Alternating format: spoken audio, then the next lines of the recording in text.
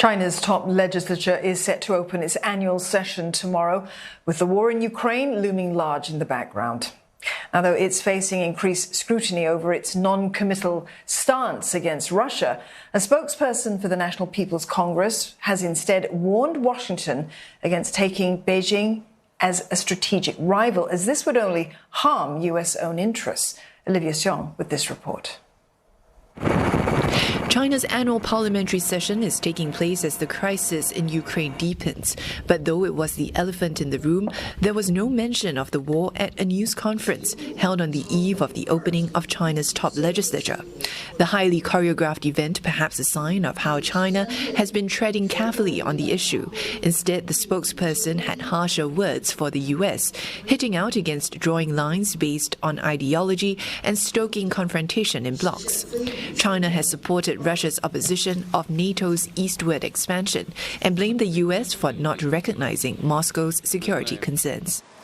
但是以中国的发展为借口，把中国当作战略竞争对手的做法，只会破坏中美互信与合作，也必将损害美国的自身利益。 Turning to the ongoing pandemic, the Chinese official defended China's dynamic zero-COVID policy, although he gave no hints that the country would be relaxing its tough stance, even as a public debate about coexisting with the virus ensues.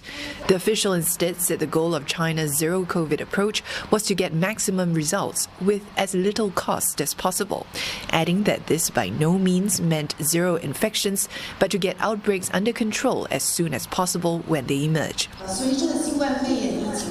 As for future steps, the spokesperson sidestepped a question by CNA on whether China's development of its own mRNA vaccines would be a move towards opening up its borders, which have remained largely closed off.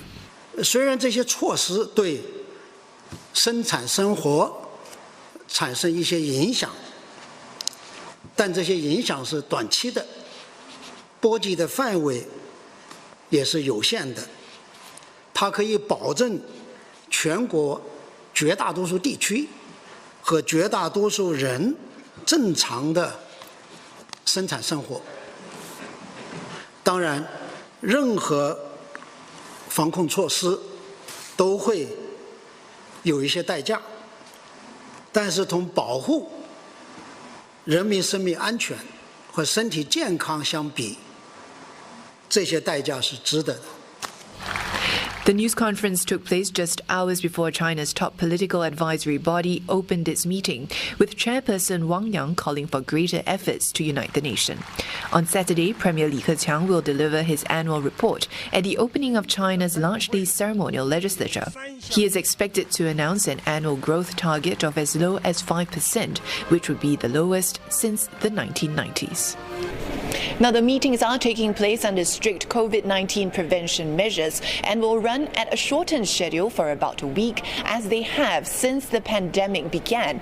After all, China is looking to ensure that everything goes off without a hitch in what is a politically significant year, with the key twice-a-decade party congress coming up in the second half of the year. Now, that's when Chinese President Xi Jinping is expected to be granted an unprecedented third term in power. Olivia Xiong, CNA, Beijing.